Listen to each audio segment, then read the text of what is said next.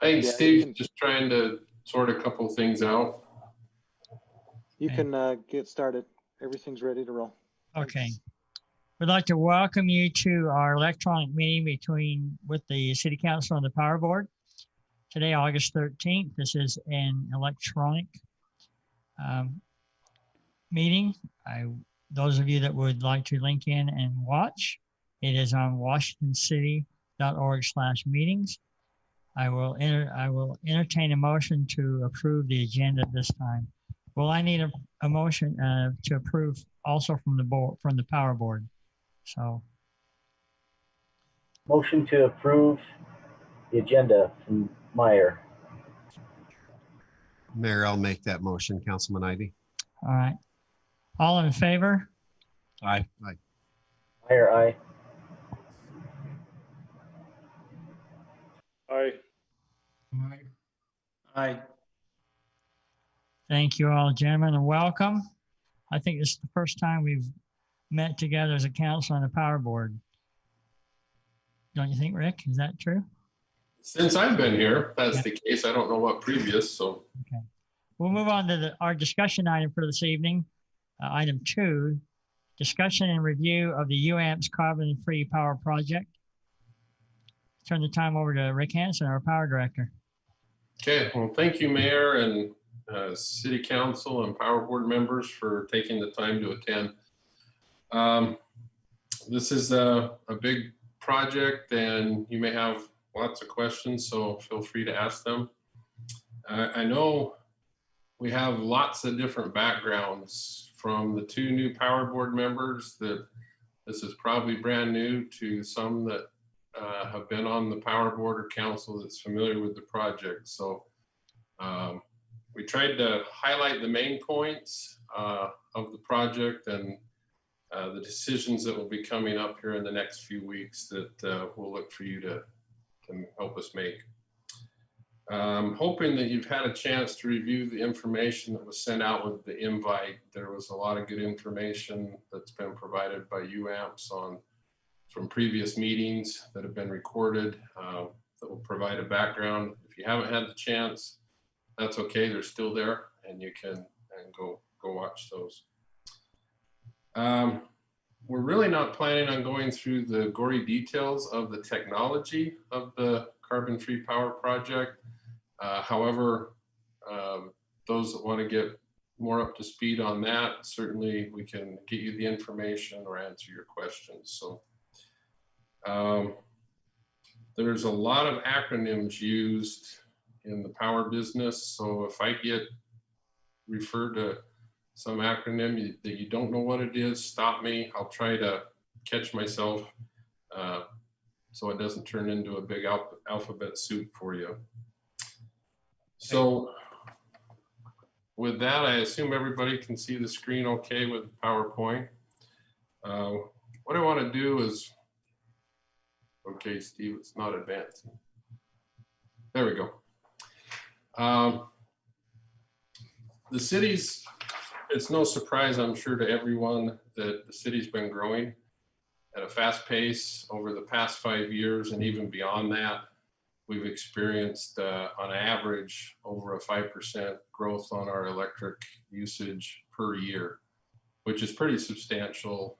Usually even a 2 or a 3% growth is considered high. So our 2020 growth over the 2019 KW peak was just under 7%. We reached 43.6 megawatts on July 31st of this year. Looking at the weather forecast for this upcoming weekend and early next week, it's very possible we could even exceed that on Monday or Tuesday of next week. The city has really a pretty diversified resource, which we refer to for our wholesale power, where we buy power from. We have a little bit of hydro, a fair amount of natural gas resources, a heat recovery project, 2 wind projects, a solar project will be coming on in 2022. And we also have a fairly sizable contract right now as well. And with our current load levels as well as the projected loads, we really need a stable, scalable, meaning something that we can count on being there, resource in the future. This is just graphically where our growth has been. This yellow line here, hopefully you can see my pointer, is the 2020 line, and the three below were previous 3 years, and then the blue and the green are our projections for 2025 and 2030. And as you can see, from everything going on in the city, I don't anticipate the growth slowing in the near future. Rick, do you see, is that based on the population growth that we use in our typical master planning?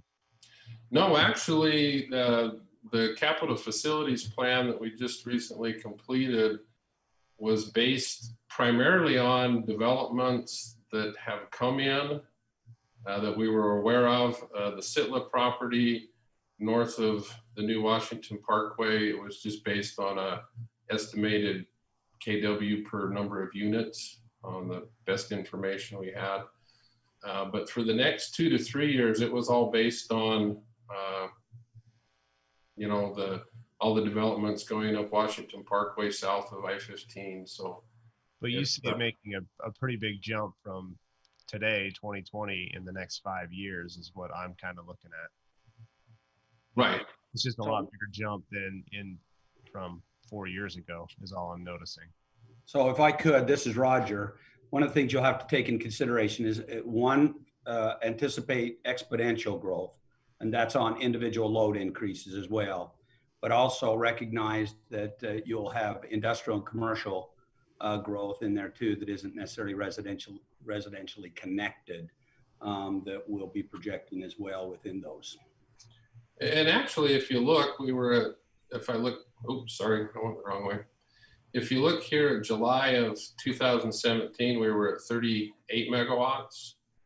And this year, 3 years later, we were over 5 megawatts higher in 3 years. And so this jump from here to here, if that type of growth continues, keep in mind the growth this year, there's only 2 apartments of the Red Rock apartments that have been occupied. So next year, we're going to have the balance of Red Rock, Ovation, all those apartments there. So the new motel, I could definitely foresee fairly large growth next year, just based on what we see coming up out of the ground right now. Our load is highly sensitive to temperature, air conditioning load. Right now, a degree means about a megawatt. So that's why I said next week, if we get 110, 111, I suspect we may exceed this 43.6 that you see here. And of course, anything beyond the August number here is actually an actual number based on August 1st. The rest are projections. So does that answer your question? Yes. Okay. So a good chunk of that growth was based on known projects. And there's also a lot of anticipated or hope growth around exit 13. Rick, can I just say just one more thing? We actually had the economic development director that asked us a couple of weeks ago about a project, and he had mentioned that the project had indicated that they might have a demand of some 200 megawatts. That's not even possible. That's not even possible for our county infrastructure to hold. The only reason I bring that to your attention is because you can have one company come in and immediately also pick up a large load. And that can happen very quickly. Right. A lot depends on what the type of business, like a data center is very power sensitive, where if it's a warehouse, it's not quite so much. So If I'm thinking correctly, that was a project that would be on Dixie Power.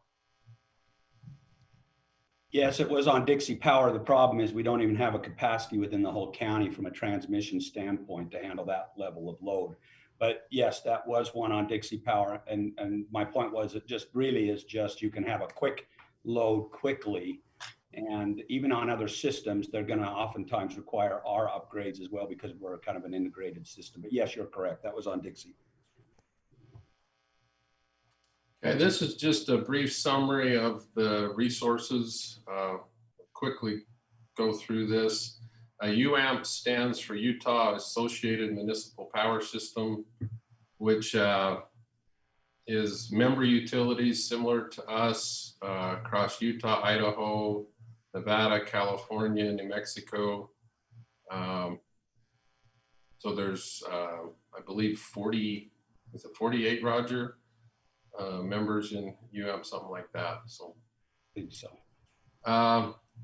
Our biggest ownership resource is the Payson project, which is located obviously in Payson on the north exit there. If you've driven up to Provo or Salt Lake, you've seen the plant there on the west side of the freeway. The Veo generation plant is a heat recovery where we take waste heat off of the Kern River compressor station that's out west of Veo, and able to capture that heat and produce power from it. The Horace Butte Wind Project is located just out of Idaho Falls. The pool and all-in pool is where the different members of UAMPs buy and sell between each other. So if we have excess power, other members buy it or vice versa. The Firm Power Supply Project is where our contract resources reside, which is our long-term one, which is with Shell, Pleasant Valley Wind, and it will be the home, if you will, for the NTUA solar project that will come on in a couple of years. We do have a little bit of hydro on the Colorado River Storage Project. We participate in the natural gas project, which is where we buy the fuel or the natural gas for our generators, which are located out on the far end of Telegraph, kind of out by SR9 in the Coral Canyon area. The resource project we participate is where projects are initially developed.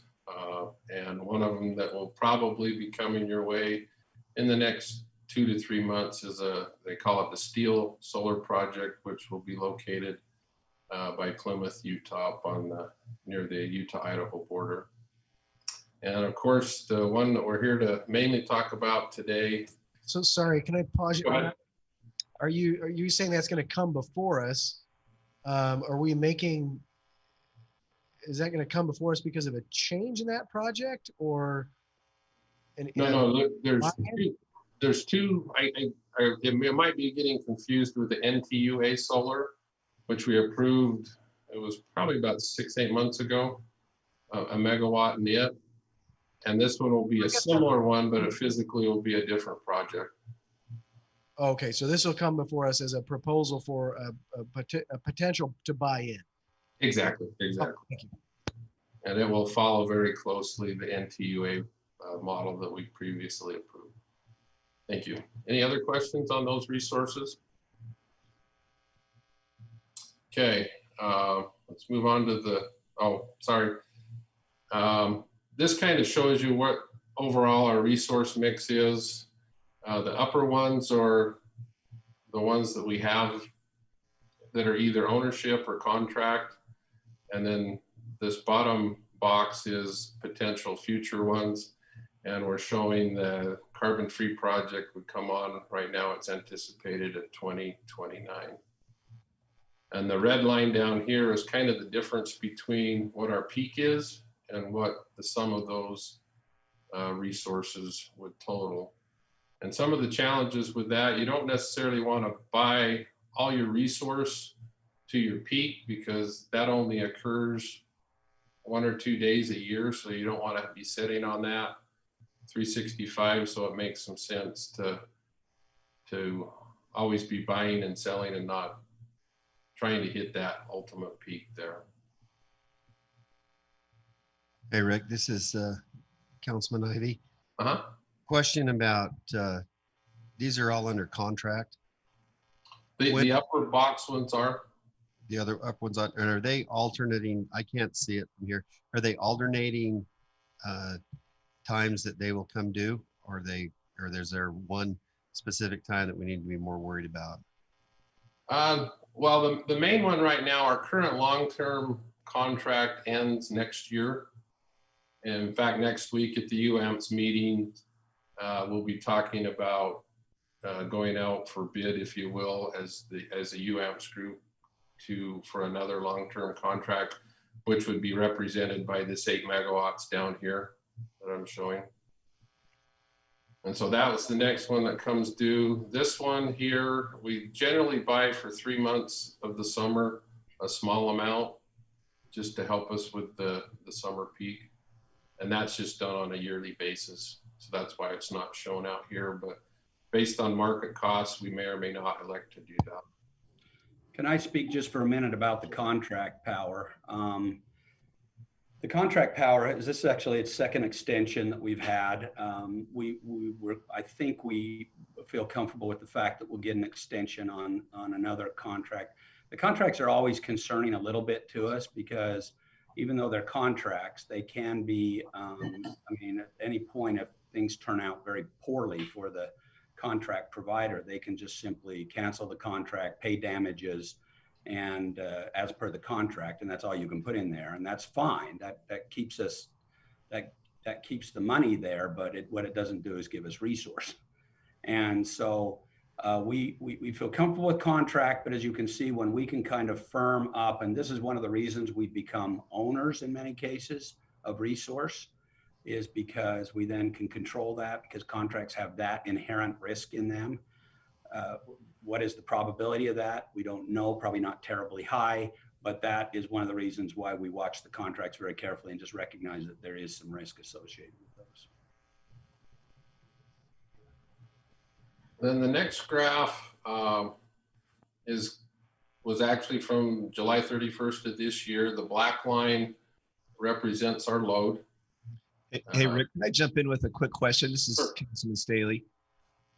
Our Caterpillar natural gas generators, how often are we using those? I recall that they were primarily to be backup, but are we using them as part of our normal, or are we just hitting those on peak load? It's primarily June, July, and August. In fact, they're running at 6 megawatts as we speak. They started about 2 o'clock this afternoon. So on this graph, actually, you can see those here. So the black line is our load over that particular 24-hour period. And then basically our resources, you stack them on top of each other as UAMPS or we schedule them. So this period of time in through here, we actually had more resource than load. So that little bit between the black line and the top of that bar graph would be sold to the pool. And as time goes on, you can see we get this white gap in between where the bar graph is and the black line. That's the part that we have to buy on the market on a spot market basis. And that the good side, generally the last couple of years, that pricing has been pretty favorable. The risk is, for example, the pricing tomorrow, the highest we've seen so far this year is about $75 a megawatt hour. Tomorrow, they're predicting that this space will be $125 a megawatt hour. And there's really not much we can do about that at the time because we're subject to the market. These brown, top brown one here represents the output from our generators. And one other comment on the generators is we also look at what's called the spark spread. So if it costs us more, if the market happens to be lower than what that spread is on our generators, we will of course get it off the market and not even fire up the generators and make. Correct. Good point. Good point. So you can see right now during the hot part of the year, we're exposed to the market 17 to 18 megawatts for these 8 to 10 hours during the hot part of the day. And The CFPP would kind of come in down here and replace this bright purple down at the bottom, which is representing the contracts we have right now. And the red is the NEBO, or our natural gas plant there in Payson. And the challenge with our wind, and will be for the solar, is they're hard to predict when they're going to be there. When this happened, trying to find the little green, oh, I guess this is PowerPoint, so it won't pop up. But we have a megawatt or 1,000 kilowatts of capacity, but during this peak time, it dropped off to less than 100 kilowatts. So we only got about 1/10 of what we potentially could because the wind wasn't blowing in Idaho at that time. Does that make sense? I'll take that as a yes. Yes. Okay, so the carbon-free power project is based on small modular reactors using NuScale technology. And it will consist of 12 60-megawatt reactors for a total of 720 megawatts for the project, and will be located at the INL, or the Idaho National Laboratory, just out west of Idaho Falls. Washington's current subscription, if you will, is 15 megawatts of that 720, with the current commercial operation date anticipated at 2029. And there are 35 participants in the project from several of the same Western states we talked about. And the current subscription level is 214. So obviously we need to get more participants in the project as we move forward. Any questions on that? There's mine. Thank you. And I'll point out some resources towards the end, where if you're curious more on the technology specifics, that we can get you that information. I do have, this is Councilman Staley. I do have a question. So this is a little bit of a long-term project. This wouldn't even come on until 2029, correct? Correct, and we've been working on it. The city's participated is about 5 to 6 years, Roger. Is that correct? Yeah. So we've been involved in this project for about 6 years. So as we have different, I mean, we'll still be negotiating and renewing and seeking sources of power regardless up until 2029, with this being a potential for a very good option. Is that correct to say? Exactly. And most likely it would be, I foresee it would be a combination of another long-term contract that would help bridge that gap between now and 2029, as well as another good option would be to maybe add another generator or two to our plant out there on Telegraph. How many generators do we have there? We have 3 2-megawatt units, so a total of 6. Okay, and we have the room in that facility to add a couple more generators? We can actually add 5 more. There's space for 8. But depending on the natural gas market, that may or may not be the most cost effective, and it may not be a resource that's allowed as we change the way that we're allowed to get power. That's correct, and that actually leads really good into some of the key characteristics of the CFPP, because depending on what happens at a given election,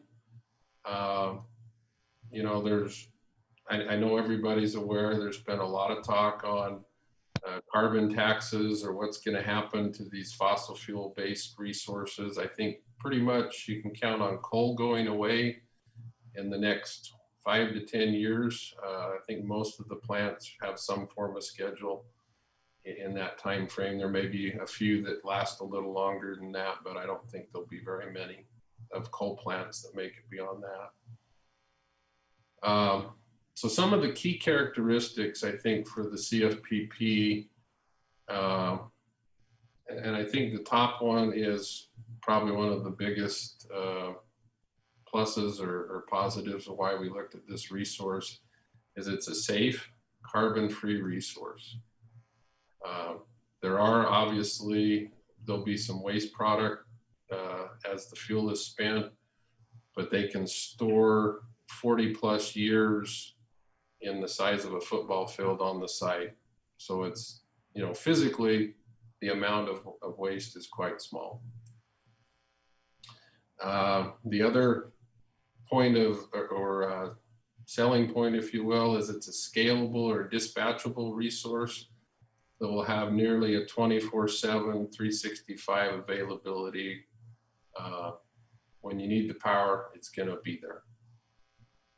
And it will be cost competitive with natural gas combined cycle, which is what our NEBO plant is, at $55 a megawatt hour in 2018 dollars.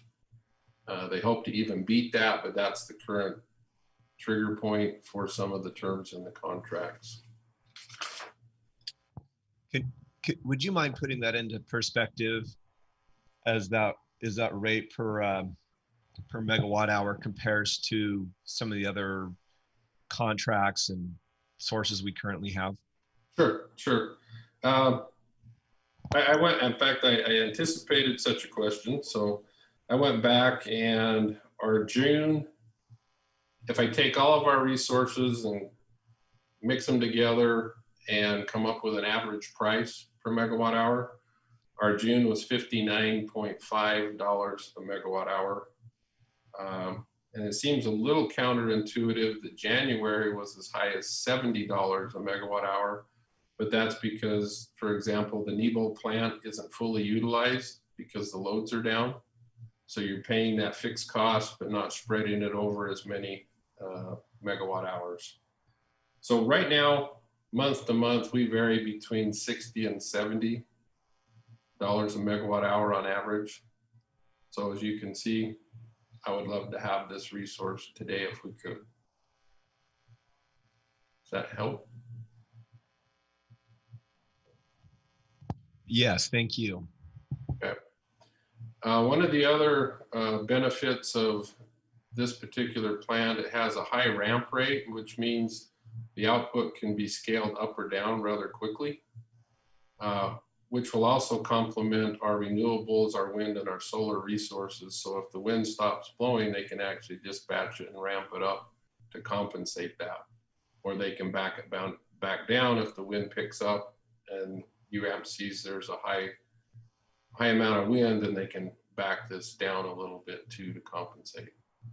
Rick, real quick, just to jump in there, because I really want to emphasize this is a significant the nuclear component that we're looking at in this country really is one of the only resources that will complement our renewables so well. Because again, solar's great when the sun's shining, wind is great when the wind is blowing. But the problem is, if you actually look at a per kilowatt cost for us, probably our wind project is the highest and most expensive because we got about a 30% capacity factor, which means that only about 30% of the time it's working. But what's so great about that, and what a nuclear product, a very quick ramp up does for us, is it now makes all these renewables much more effective because we can balance loads very quickly with what the output of the renewables are doing. And I just wanted to really emphasize that as just a comment with regards to the future and why the nuclear process is very important and can balance out our loads that renewable has kind of thrown out of kilter a little bit. Roger. Yep. So, but correct me if I'm wrong, but that quick ramp up only applies to a small modular nuclear. It doesn't apply to the larger nuclear. They don't have that quick ramp up, correct? That's my understanding. Again, the ramp up is simply they're lifting and lowering those rods. And again, that's my understanding. Rick and there's lots of the reason. And if you haven't had the chance to look at the technology that was in part of your stuff, that's the good part about this, because when Rick talked about the safe component, it is much safer. It is a post-Fukushima safety features on all these. The small modulars create a much smaller blueprint because they're much safer. And it is my understanding that also the small modulars, and again, this is technology we've been experiencing before. We've used them on aircraft carriers and submarines for a long time. But basically, that's my understanding is that's the scalability part of it. That's the 6 units that then can move kind of almost independent and very quickly. Would you say that's fair, Rick? Yes, yes. And in fact, they actually have 3 different modes that they can affect the ramp rate. One, you can shut one of the units down if you don't need it. And you can also, they can bypass the steam, so not so much steam is going through one of the turbines. And then the third one, I think they can actually, if they had to, they could blow off some of the steam. So they have that capability within it. Besides just changing the rods, there's other ways that they can have the overall plant respond to load changes. Rick, this is Councilman Ivy. Question. As the nuclear projects come online around the world and creates more and more need for uranium, you know, uranium is a limited resource. It's not there's not an infinite amount. What is the best expectation that the longevity of these would be? I know that it'd probably be in the hundreds of years, but just to have an idea, because you're sinking major resources into this throughout the world, how much life would they get before the uranium would basically run out or become too expensive to get? To be honest, I can't answer that. I will say this, and of course that is a good question. I think it's a big future, but the other technology that's being worked on right now, and this is the reason for the storage issue, is the renewability of the rods. There is some technology out there that even right now in France and other places that they're looking at redeploying some of that stuff and getting additional life out of it with the technology. So I only mention that because I think there's a lot of technology into saying how can we get more out of what we've got as well. And I think that technology does exist, and like you said, other countries are actually doing it. The U.S. right now doesn't allow for that. So it seems like the last time I saw anybody cite a statistic for that, it was in the triple digits as far as running out, like hundreds of years. But besides the reprocessing, there's also some significant work that's being done on thorium, which is basically a waste product in some mines right now. Does that help with that, Councilman Ivy? Well, it does. I mean, it's hard to know that. I know that's a hard thing to ask, but I imagine it'd be 100 to 200 years and it would, be well worth it. It's just thinking about, I guess, the next stage that might be necessary, but that probably go back to the hydro and tidal, wind and solar resources. But no, it does answer us. Thank you. Okay. And the project will provide a long-term resource. The initial licensing period is 40 years. And I believe they have 2 20-year, if I remember correctly, Roger, you can help me, up to 2 20-year extensions of that license as well. So somewhere in the 40 to 80-year range is what's anticipated for the project. The CFPP has significant Department of Energy support. We'll talk about that in a little more detail here in a minute, and has support from both parties and has support over the Obama and Trump administration. So I think on the political side of things, people understand that this needs to be part of the overall mix in solving our carbon-free and energy requirements of the country.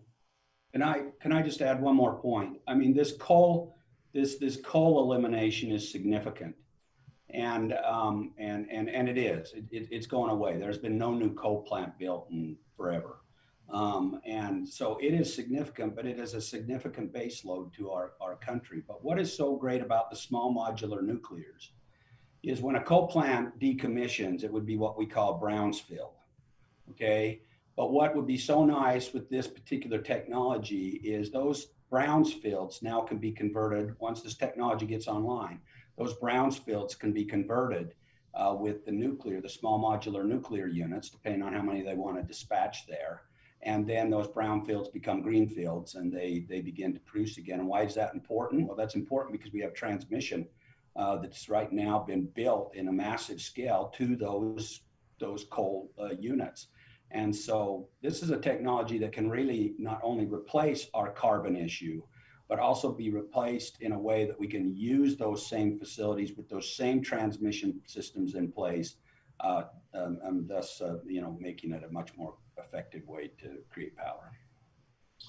And to give you just a little perspective, this whole project will fit on administration building, waste storage, the reactor building, everything is on 35 acres. So a very small footprint for this size output.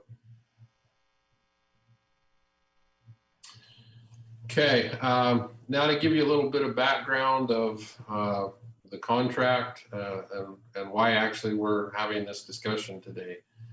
The city signed the power sales contract with UAMPS in April of 2018. The contract's about 94 pages long, I believe it is. So if anybody wants to jump into that, I can send you a copy. It's really boring reading, but it's important. The carbon-free project is divided into various phases over the course of the what's going to be about almost a 15-year from start to end, or when we go commercial. And in that power sales contract, there are off-ramps used at different major milestones where participants can either increase, decrease their subscription levels, or they can completely withdraw from the project if they would want to. And we are currently in one of those off-ramp periods. So we're going to move from one phase of the project to the next ones. And so we need to make a decision as a city and as UAMPS in collectively of whether to proceed with the next phase of the project, which would be putting the documentation together for the combined construction and operating license application with the NRC, or the Nuclear Regulatory Commission.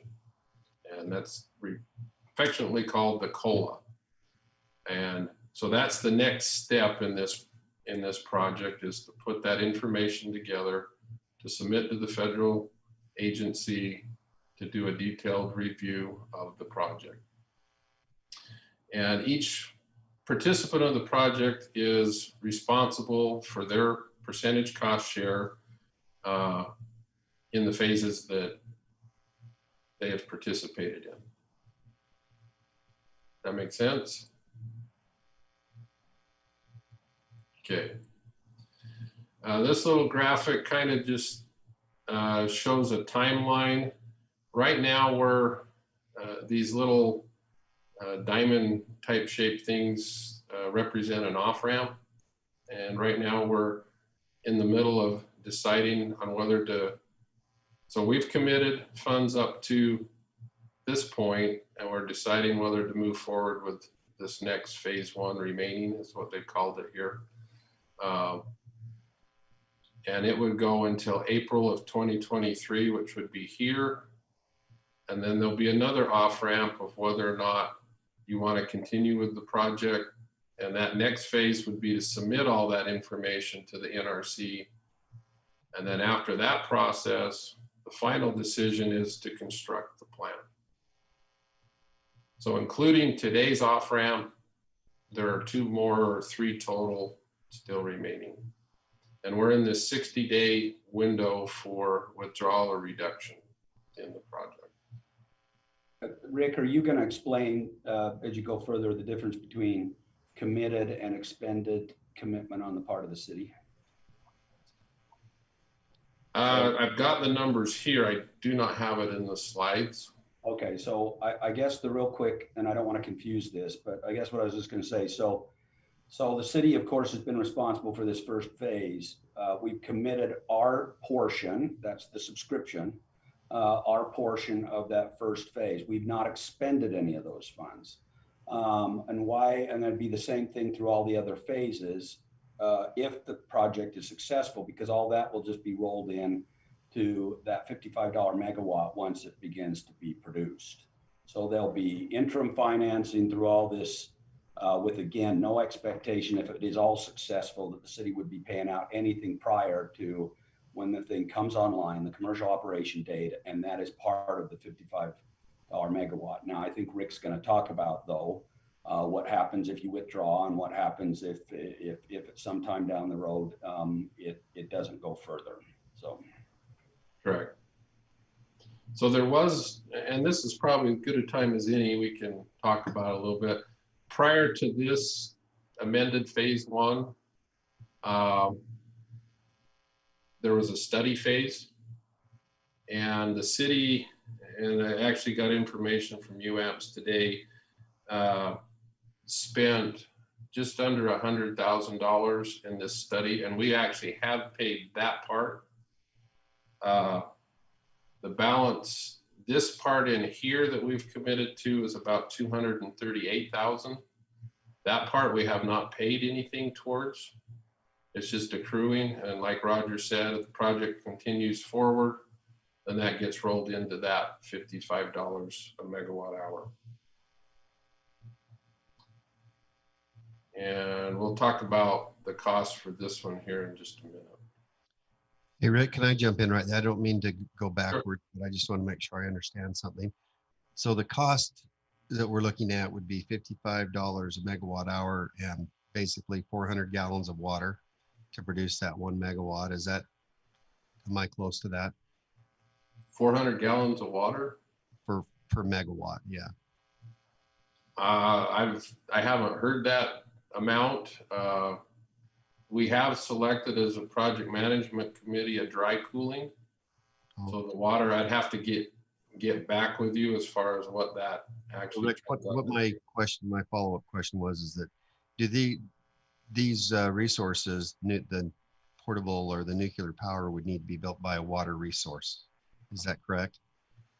Like, yes, there's obviously some water needs, but with the dry cooling, which means it's an air-to-air, you know, you'll pass the steam through a condenser and blow air over it that will condense it back down. water, okay. Most plants or coal plants, they use a water to cool that, but we've elected to do an air one or a dry one. So the only water will be is some makeup water with the steam, and then the water that's in the reactor building that serves as the cooling mechanism and safety cooling for each of the modules. I think recovering the water that you can would be make it a lot more palatable to people, especially those that live in the desert, and we're contemplating the Lake Powell pipeline and other water needs. So great answer. Thank you. But the site for this has already been selected. Yeah, it's up in Idaho. Idaho. Yeah. Yeah, so good question. And we actually, going back from the time we started with this, part of the site selection here was the availability of water and water rights if we were to do a wet cooling. And so, but it was determined, and there was a cost study done on it to determine, you know, both the acquisition of the water, the actual water, wet water, and the water rights, and then compare that to the dry cooling system that Rick is talking about. There are a little bit of trade-offs. We get a little bit of a different heat factor with the dry cooling and a few other things. But at the end of the day, UAMPS has chosen and NuScale has chosen to move forward with the dry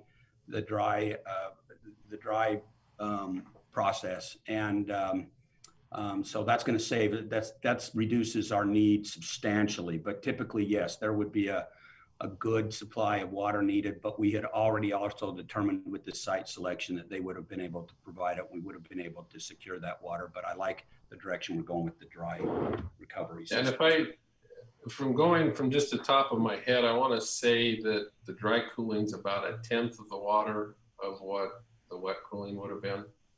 So it's substantially less. I can give more information on that. Yeah, and the study showed on a cost benefit that we really were probably better going with the dry cooling anyway, even with the slight reductions in a couple of other areas. Yeah, they've actually had 3 different consulting firms look at that, and they all came up with the same conclusion.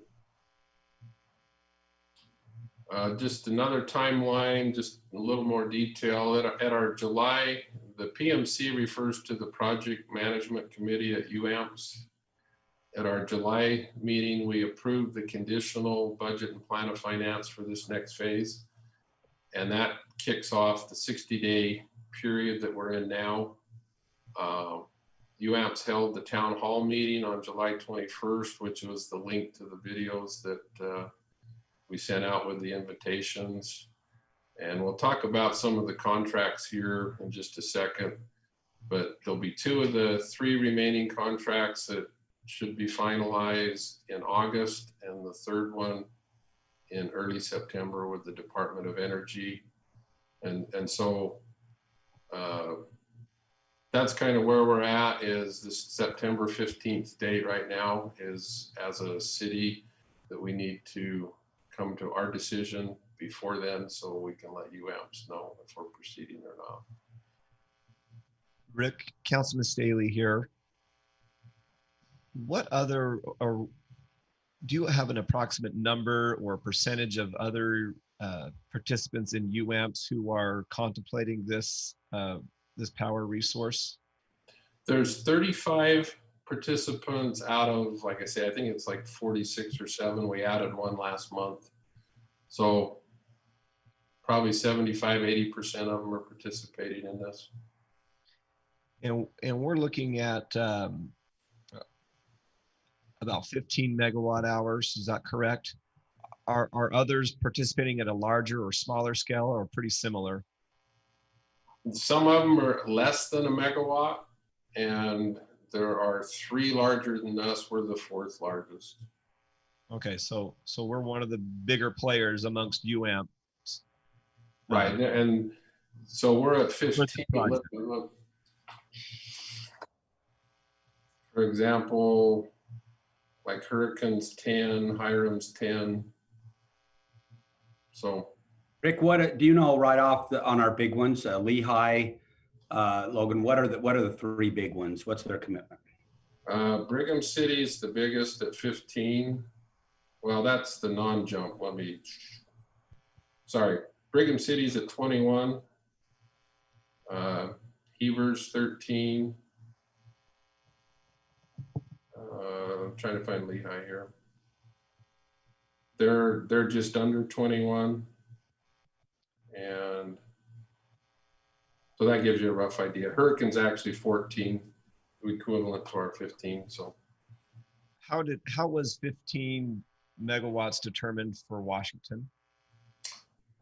Goodness, I don't know if Roger can answer that. That was before me.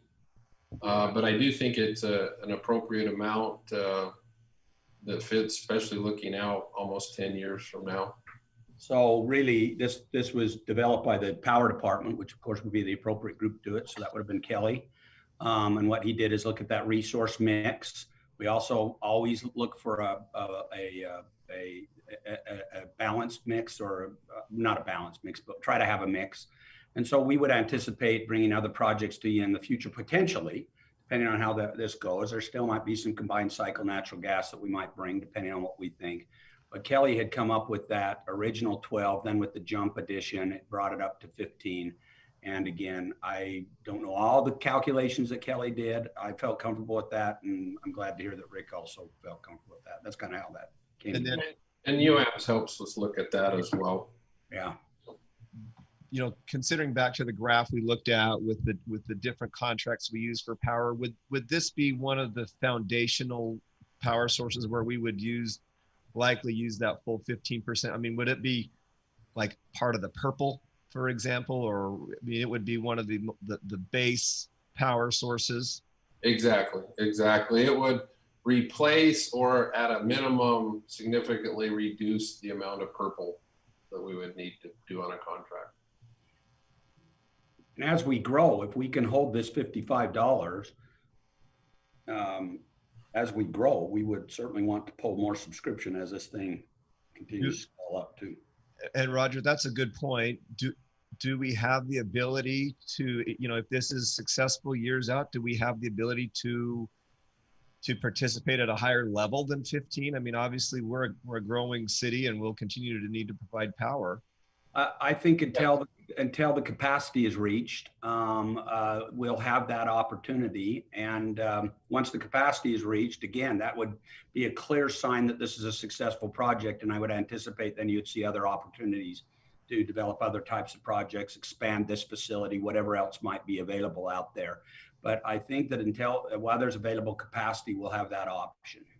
Yeah, Would it that's, give us that's an exactly right. advantage by being one of the initial investors or participants? I think I heard it. Was there some benefit from being the initial investors? Yes. Yeah, I mean, at the end of the day, I think that's been a big discussion because Rick will talk a little bit about some of the protections that have been put in. So I'm going to answer it first this way. Rick will talk about some of the protections that have been put in for those of us who have been willing to risk what we're calling a first of a kind technology type of issue, that we don't pick up all the risk and everybody else after us picks up all the benefit. So there's some protections in as it relates to that. This that we keep referring to jump is a bit of a benefit to us. That's a front end benefit to us, and that was an increase of a few megawatts. And so, but ultimately, kind of at the end of the day, I would suspect, and Rick can correct me on this, the $55 megawatt will be kind of that rate across the board. And that's one of the challenges. It's trying to be structured in such a way, because again, we need to get so much subscription. And if everybody just sits on the sidelines and says, well, let's wait, let's not be the ones to risk anything. Let's wait to see how this develops, and then we'll jump in. Well, the problem is you sometimes can't get the traction enough to even get to that point. And so that is a bit of a challenge that the structure, UAMPS has done a wonderful job to try to develop the structure to avoid that, to give some benefit for early signatures or signers, if you will. Also encourage people down the road to also consider it. But that's one of the challenges, Councilman, right there. And we've actually, in the last few project management committee meetings, have had that discussion. It's been looked at. Do you give the first ones like a $5 megawatt hour benefit, and the last one's a $5 megawatt hour penalty? And there's debates of meaning you could structure it that the first third of it got it for $50, the next third gets it for 55, and the last third gets it for 60. That's been talked about, but sometimes when you're needing to get subscription, it's going to be hard to get people to come in and say, well, if you wait. It's trying to determine whether or not would incentivize people to come in or deter them. Rick, do you want to talk here, and I don't want to push you if you're not ready and you're going to cover it, and that is the reimbursement component. Yes, it'll come up here in just a minute. Okay, and that, Councilman, when we get to that, you'll see at least that was some of the protections I was referring to the early on subscribers.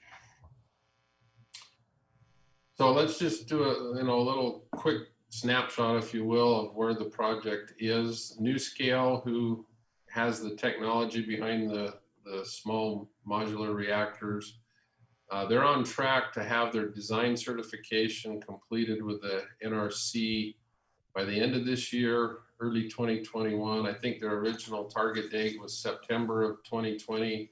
COVID kind of bumped that back a little bit, but even with that shift in time of 3 or 4 months, they're well ahead of what the typical schedule is for a design certification. So that will be a major hurdle to basically the NRC will put their stamp of approval on the design. And again, that's a critical thing that we'll get here shortly. And I think there's 6 phases, and they've completed 5 of the 6, and they're just waiting on the last one. So I would mention too that for those of you who eventually, when the COLA is submitted, if you do want some light reading, it's anticipated that this COLA submittal will be somewhere around 20,000 pages.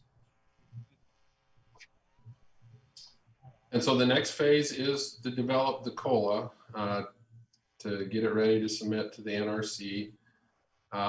And during this time, we're also going to be, there's going to be refined design being done, additional information, study work, the cost estimates will be refined. And so as time goes on, the ability to predict, are we going to hit that 55, becomes firmer and firmer as we chip away at the unknowns, if you will. And obviously, one of the main things that needs to be, I think, completed, and we've expressed that as a PMC to UAMP staff, that we got to get the rest of the subscription done before that COLA is the end of this next phase, or else the project I just don't see could continue. There's a question in there? Yeah, was it the Nuclear Regulatory Agency that was actually invested in this up front, or no, it wasn't. It was a different. It's the Department of Energy. Department of Energy. Thank you. And we'll talk about that. I don't know if it's this slide or the next slide. Thank you. Yeah, in fact, it's this one here. So the CFPP, after the, basically to move forward with the next phase, there will be 4 main contracts between various parties that will make up the project. The first is the power sales contracts that we've already talked about. That's been executed by 35 participants, and this actually may be 36. We added one last month. Most of those were executed in 2018. And then this is really significant. The original, some of you that have been around a while, we referred to it as initially the Department of Energy was gonna basically pay for the first module. And they called it the jump module. And that represented about $350 million investment. Since that time, UAMPS has worked with the Department of Energy and have actually come up, I think it's really a much better approach. So they won't be tied to that first module. However, the Department of Energy is gonna put in 1.4 billion, and the B is intentional, towards the project over these next 9 years. And that'll represent it's about, I think, 23 point something percent of the project. So just under 25% of the project costs. And that's the agreement that will be in place by early next month. And so that's significant. That takes, and then we'll talk a little bit more on the next slide of how UAMPS is using this money to even reduce the risk to current participants. So that's the second contract that's needed. The third one is called the Development Cost Reimbursement Agreement, and that's between UAMPS and NuScale. And that will mostly deal with the technology side of the power modules. And it also will carry a reimbursement of up to 80% of the costs in the next phase if they can't meet the $55 a megawatt hour target. Okay, so I want to jump in here because this is significant.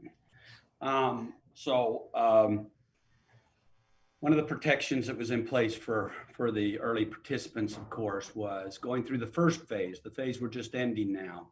If it would have been determined that it would have not been possible at that current point, that we could have hit the 55 megawatt, then all of the city's expenses, all the city's involvements would have been reimbursed at 100%, which for us, I think Rick mentioned, was a couple $100,000. The next phase, of course, will be less than that because then it'll slide along a scale because we'll become the risk. The risk now has to shift a little bit, and also that they're going to be firmer and firmer on the price. But you still have, even through the next phase, if they cannot hit the $55 megawatt, then there's up to an 80% of the next phase costs reimbursed back to the city. That's why when we first recommended moving forward on the first phase, now well, let me stop there and say, the only difference here is if we decide to pull out on our own, then we're responsible for whatever costs there are. This is only if the project does not hit the 55.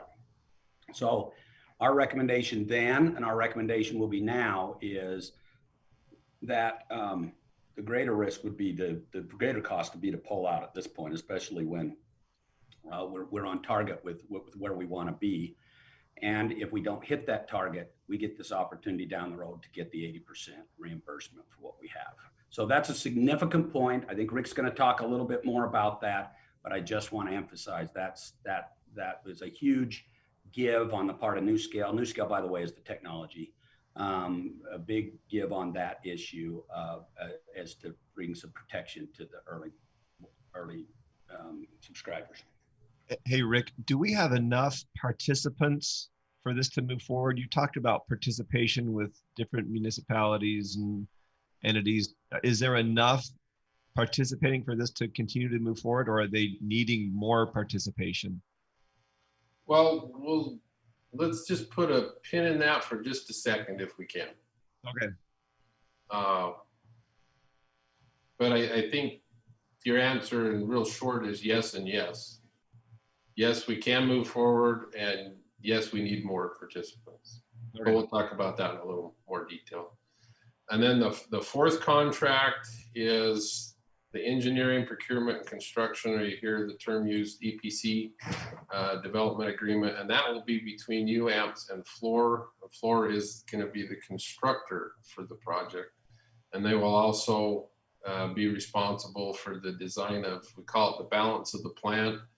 Basically, the nuclear modules will produce the heat and the steam. The balance of the plant will be more of a traditional power generating plant that will take the steam, run it through a turbine, just like we have all over the place. There's nothing really new about the generator side of the technology being used. And so those last two agreements, target will be, they'd hope to have them for next week's board meeting. But they reported this morning in our meeting that it may be moved out a week, but hopefully by the end of August, we'll have those two in place as well. And I think having these contracts and the terms known and negotiated, if you will help some of the people that have been sitting on the sidelines, because they will now know contractually what the 80% is. It's not just talked about, it's actually in writing and those kind of things. The DOE, they'll know that they're a significant partner in the project. And so I think that will also help people have confidence to come into the project. Okay, and obviously this is a first of a kind technology as far as the overall packaging. There's a lot of it that's tried and true technology in there as well. But UAMPS has worked very hard to de-risk the project as much as possible. Of course, there's never going to be a way to completely de-risk it. So just for an example, the next phase or the COLA development, the costs are $110 million for the project. And with the use of how they've structured the DOT funds, they will use those monies, they will weight them more heavily at the front of the project or the next phase going forward. So the third bullet point there, out of the $110 million, the UAMPS portion of it is only 20 million. So basically the DOE funds will be used for 90 million of the 110. Does that make sense? And as time goes on, the DOE funding percentage drops off, and then the UAMP funding has to come up. But at the more risky parts of the project, we're relying more heavily on the DOE funding. And I think that's a significant change from the jump module, which was again $350 million, and not a whole lot of control of how that money was used, to now up to 1.4 billion with really quite a lot of flexibility on how they can structure that funding coming in. That might be a little bit to take in there. So if you got questions, let me know. We do need to point out that the DOE funds are subject to appropriations each year. However, like I said previously, there's strong support from both parties and in both houses of Congress so far on the project. And the other significant one is that Roger emphasized was that 80% reimbursement of this next phase if they don't meet the $55 a megawatt hour. And as time goes on and we answer questions and solve any engineering issues, the cost will become firmer and the risks will start to decrease as you get more detailed design going. One of the other things but so will the obligation for us increase. Correct. Yeah. Okay. Correct. The project management committee, the PMC, directs the project. We have monthly meetings. I sit on that committee. And so the participants, so it's not like we just give UAMPS and say, go ahead and come back in April of 2023. We'll be involved all through the process of what's going on. And so we have opportunities to help control those costs. And as Roger mentioned previously, there's no planned payments until commercial operation of the plant. Those funds will be accrued, and then it's all built into that $55 target price. With the caveat there of if we were to withdraw today, or if we don't, or at any point in the project, we would be responsible for our portions of the costs if we withdraw any costs that we've incurred up to that point.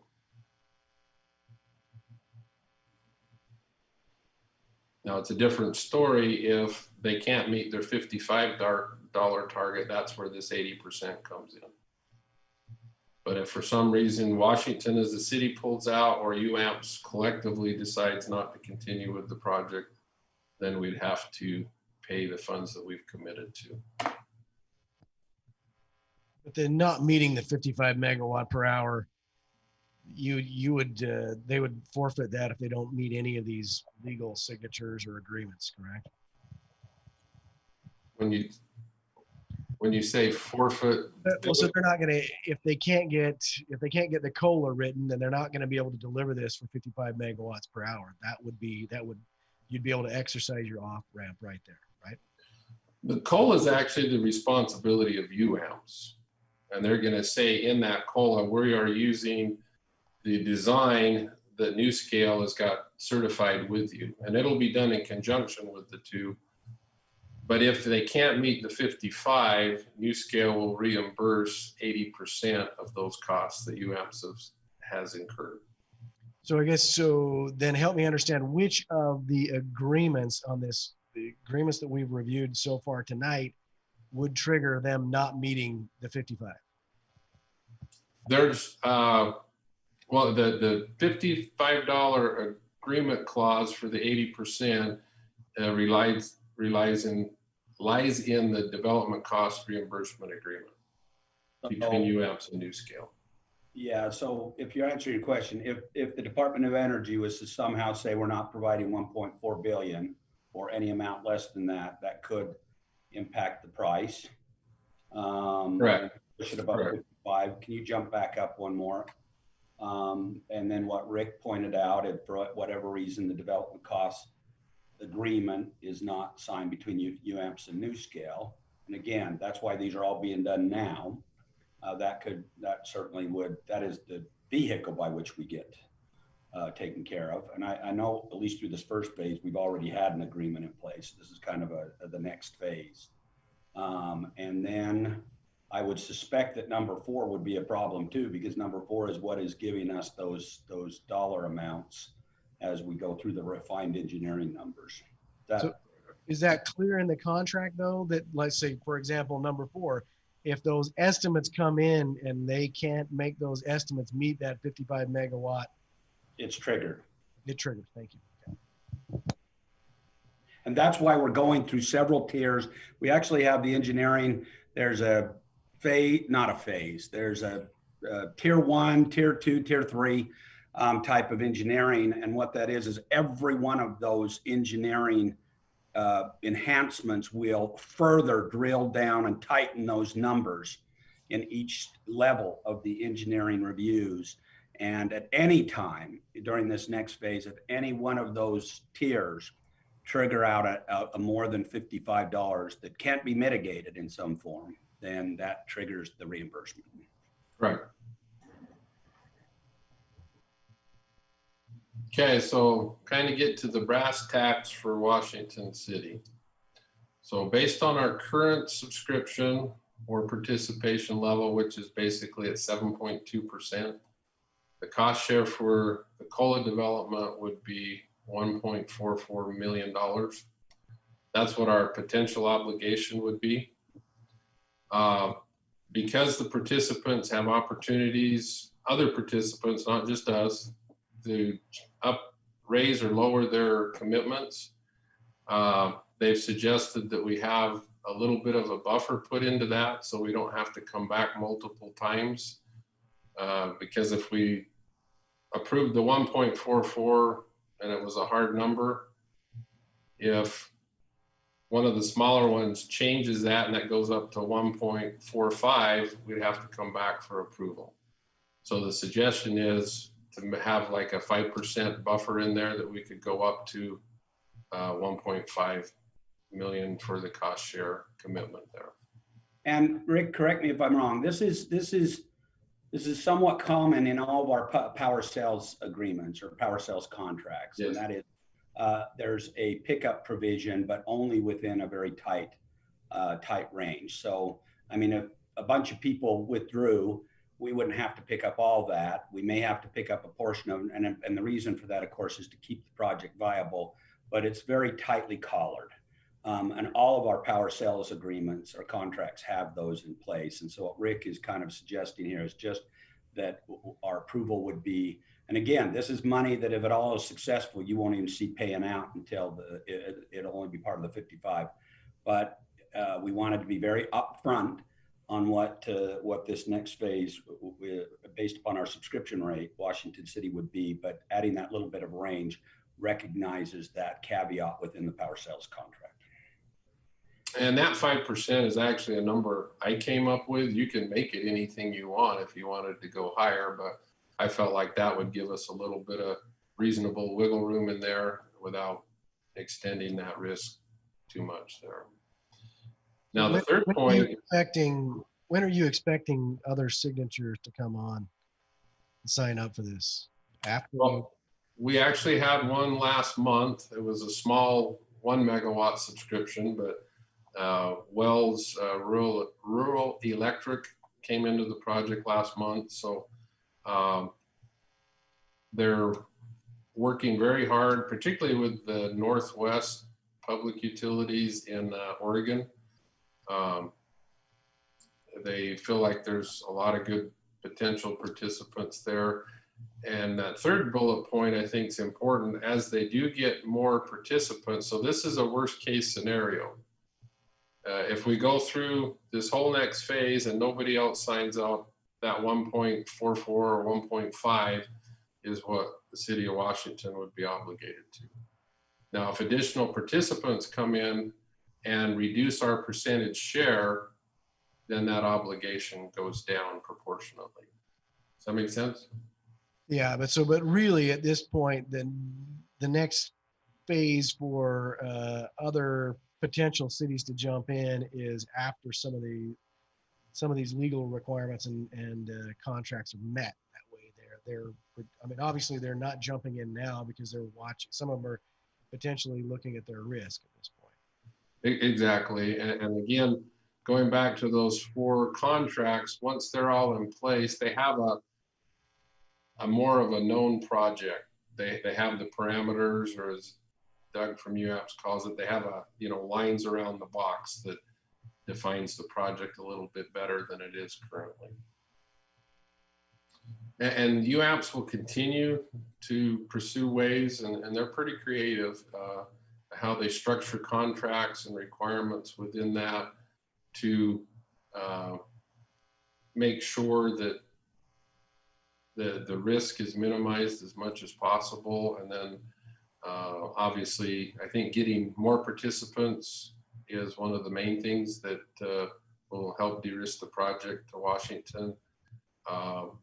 Certainly the next phase after this, if we get to COLA, we get the data put together to be ready to submit, and we don't have anybody else signed up, I don't see that the project would move forward. Because the next phase adds more zeros to that dollar amount. Because that's another very expensive phase. Not quite as bad as construction, but it would be substantial. And so the COLA development phase is anticipated to be done in April of 2023. And there'll be, like I said before, there'll be another off-ramp at that point. And even if the city decides to move forward with the COLA submittal, there's another off-ramp prior to construction. So there are other ways, but if the city pulls out without, on its own, would be responsible for that $1.5 million. So that's the risk, or the exposure, if you will, going forward. I'll just point out here too that because many of you have not been involved in projects in times past as well, the city has always taken on some risk when we've entered into power resources, particularly power resources that we have equity in. And so whether that be the Nebo project, the Horse Butte project. And so again, this shouldn't be, this is not too shocking to all of us that have been doing this for a while, because this is, I mean, we pay to play. Are there any questions on that part, or what our obligation would be for this next phase? I think that's the main important point. You understand what our exposure, obligation, whatever you want to call it, is.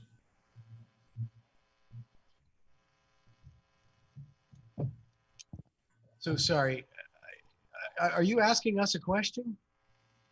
I just want to make sure you understand that that's what that exposure is and what it represents going forward.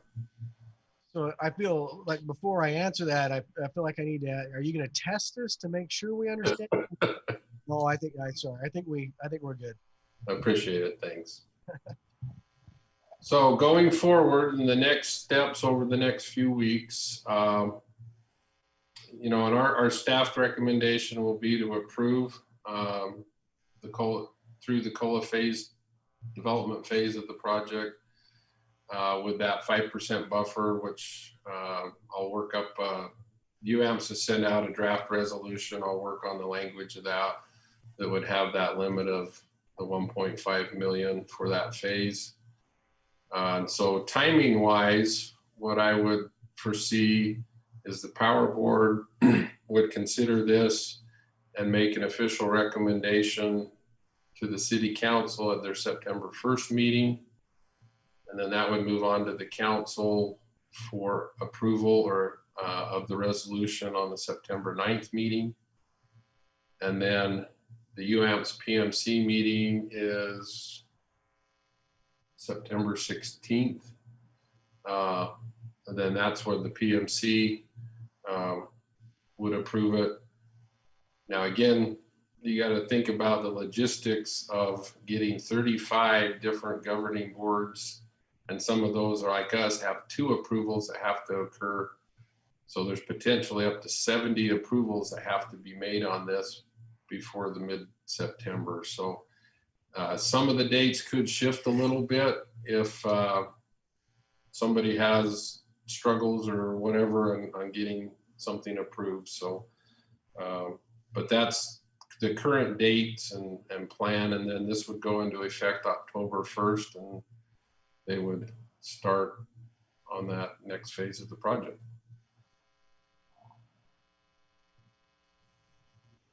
I want to point out just one more thing that we did a number of years ago from Washington City's standpoint. A number of years ago, and it may have actually been during a time that some of you on the city council will remember, Washington City's power department created a risk management program. And within that risk management program, there were a number of set aside funds that were put aside for specific purposes. And they were specifically identified, so they couldn't be used for anything else. So we had, for instance, a repair and replacement fund that would be funded. And in each of these funds, we put what I call both a collar and a cap, which means that when the power fund had available funds, only so much per year would go into these funds. And once they reached a certain level, they would be capped. And of course, we did that so that we would be really rate sensitive to our citizens. So one of them was a repair and replacement. One of them was what's called a rate stabilization fund, which is just if the market price goes crazy and we need to dip in that fund to keep rates stable, we could do that. And then the third one is a resource acquisition fund. And this would be, for instance, one of those times we would, this is what a resource acquisition fund would be. I believe right now, Rick, what are we at? Just shy of 2 million on that fund? Yeah, 1.9 million, just So a few thousand under 1.9. So again, we've even got this covered at this point, but we don't, we're not asking for that. I'm just telling you that we have also kind of protected ourselves on the coverage side as well. From our perspective, you know, we believe that since the plan is moving forward as we would hope it would, that it wouldn't make any sense for the city to withdraw at the moment, especially if you are comfortable with that $55 rate and that we can get there, and staff is recommending we can be comfortable with that rate. And if that doesn't hit, then the reimbursement triggers. And so for us, at least this next phase, when you get an 80% reimbursement option, makes sense for us. That's part of the reason we're making the recommendation to move forward into the next phase. So if we didn't approve the buffer, we approved the 1.44, but not the 5% buffer. Worst case scenario, if something changed, we would just have to get back together as a council to approve a number. The buffer would just eliminate the need for us to come back together as a council. But I guess Right. both bodies, right? Or would it not be both bodies? Generally should be both bodies. And again, you imagine with the 35 participants, you could be chasing your tail a little bit there. If one adjusts one, it affects the other. So that's the reason for it. But yes, we could, that would be the worst case scenario, is we would have to come back and say, okay, so-and-so changed their participation. Now instead of 1.44, it has to be 1.46, or I don't think there's a problem with it being less. It would just be on the upper side. Well, and I think that it's fair to say where you got 35 participants, I would suspect you're going to see some movement a little bit in there. Yeah, it wouldn't be surprising. So, but it's pretty standard to have a 5% buffer on any project. I think it's good to have an estimate of 5% buffer. Yeah. And again, that's what I at least personally, I felt comfortable with recommending to the power board and the council. And again, if people wanted to, I know they indicated on the meeting there was another entity that was actually making it a 10%. So I'm not advocating for that, but there's flexibility in what you want to do there.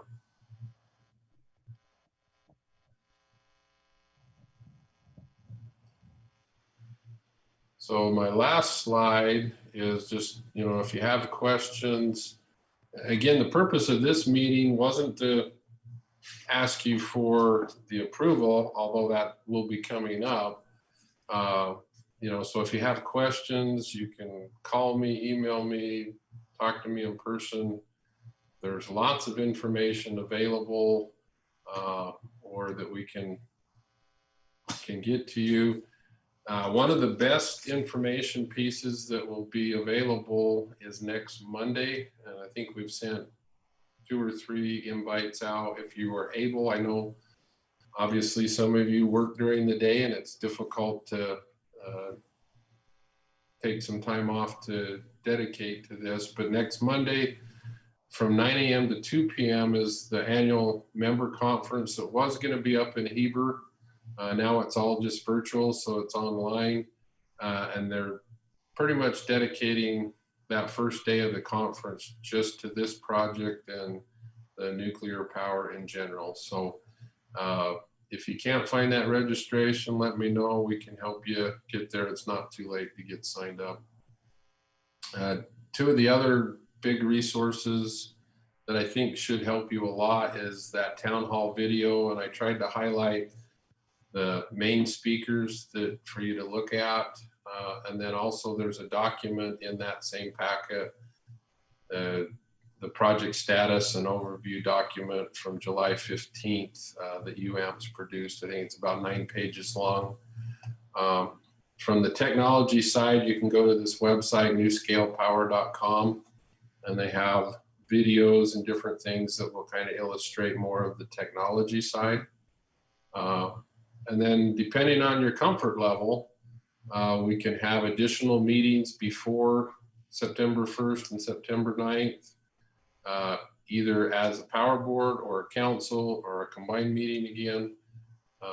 And we can also involve UAMPS if you want to do that. They're more than willing to support us, however, to answer your questions. So I would look to you for some direction on that if you feel comfortable or if you feel like we need to schedule any additional meetings or discussions as a group.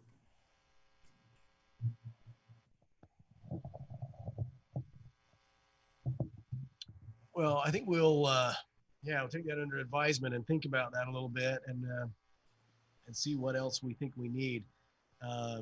Do either of you gentlemen think you'll be attending the Monday meeting? So I've registered for the meeting. I'll be attending. Good. But at this point, I don't necessarily see a need for an additional meeting. I think I understand where we're going and what we're doing. I thought this was very well put together, very informative.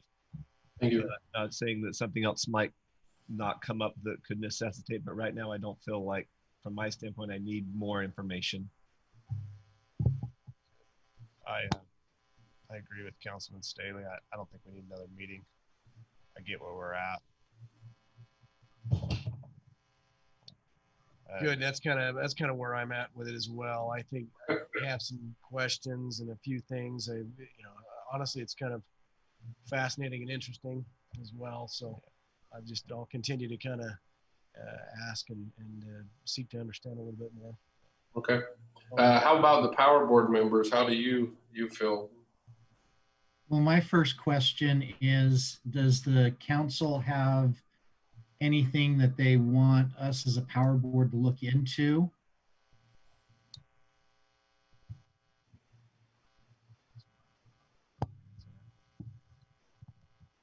So, Mike, this is Councilman Staley. There isn't anything specific that I personally want you to look into other than, from my standpoint, I just really would rely on you and your fellow power board members to vet this to the extent that you possibly can. As a recommending and advising board, we would rely heavily on you to look at this objectively. I know some of you, like you, have served on this board, and Randy and others have served on this board for some time. Todd has, and really, I look at this board like the Planning Commission, where we rely on you to be the experts in power, the way we rely on the Planning Commission to be experts in land use. And so we're going to do our best, but we've got a number of irons in the fire. So we just really need to be able to rely on you for your expertise and for your objective consideration and honest recommendations, from my standpoint. Yeah, maybe I'll state that in just a slightly different way.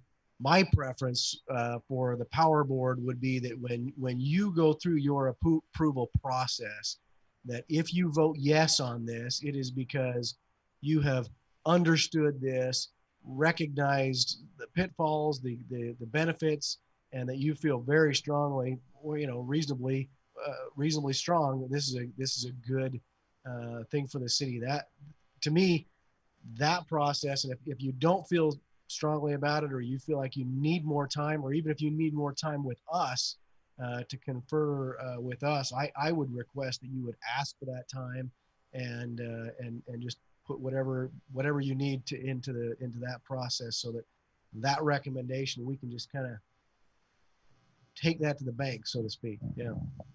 Councilman Coates? I agree. This is a lot to take on, and we got to go with we have to rely on their expertise. So I agree with what you guys have said.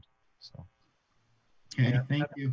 Yeah, if you have concerns, if you have anything, let's work with UAMPS, work with Rick Hansen and the staff to get those resolved, and we'll try and support you any way we can. Thank you.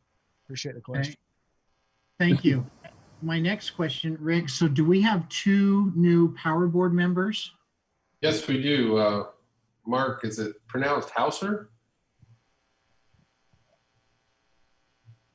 Mark Hauser. And then Adam Palmer. He just disappeared. Did he just get off? He's still got his microphone on mute, if I'm reading the screen correctly. Oh, there he is. Okay. Nope, can't hear him still. It looks like it's off mute. Mark, do you want to say hello? Thank you.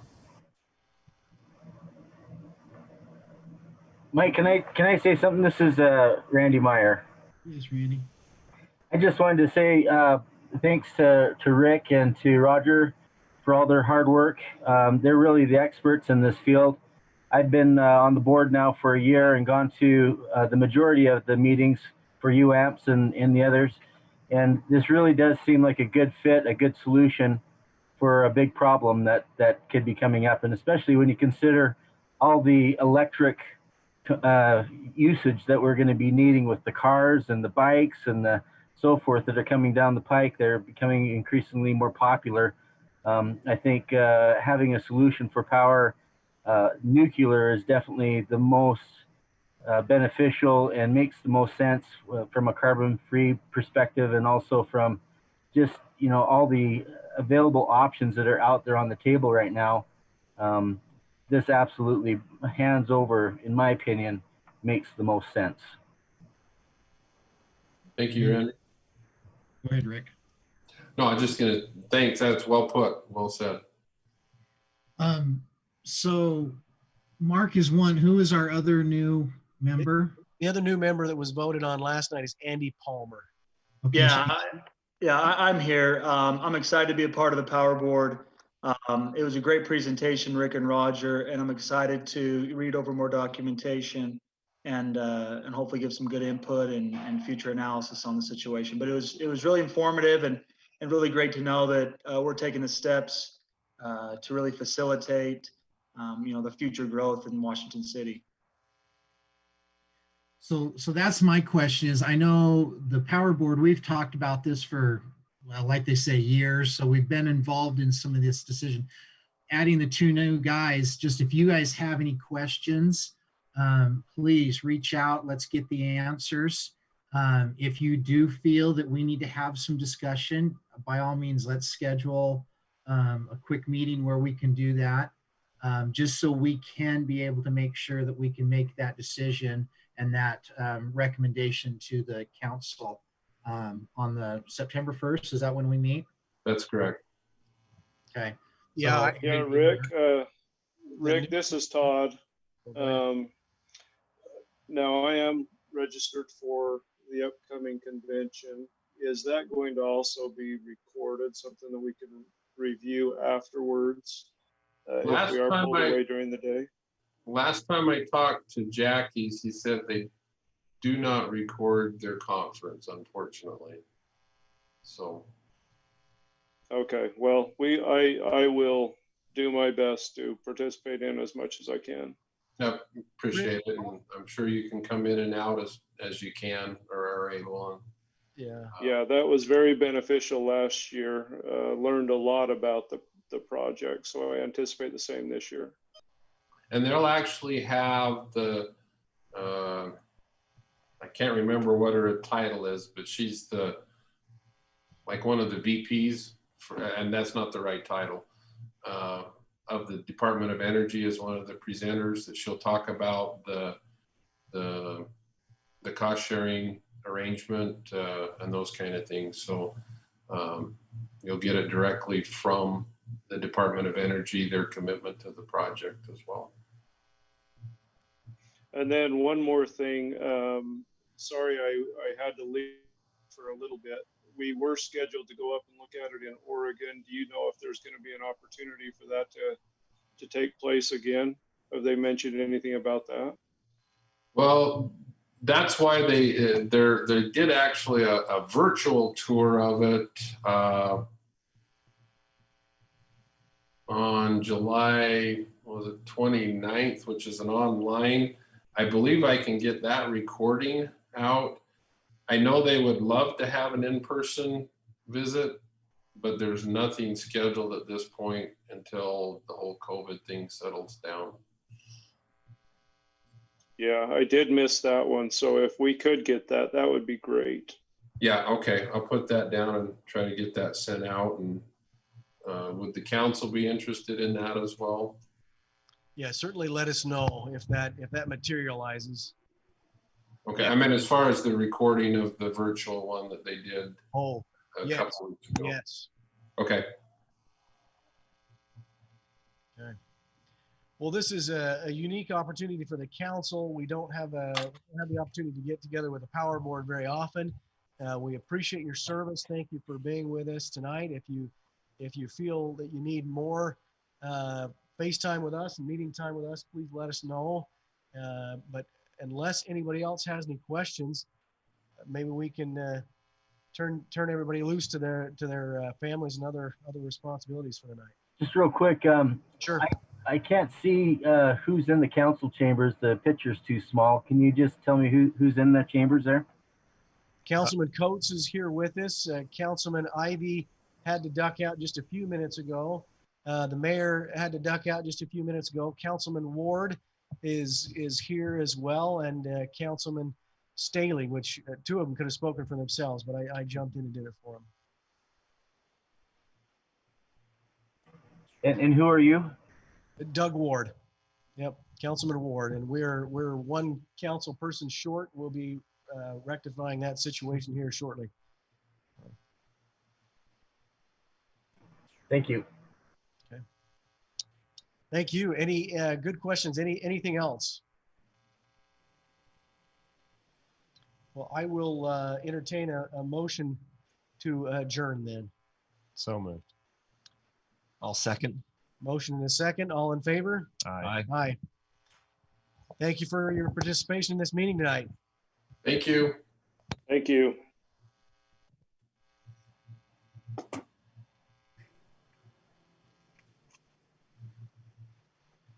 Rick, can you hear me?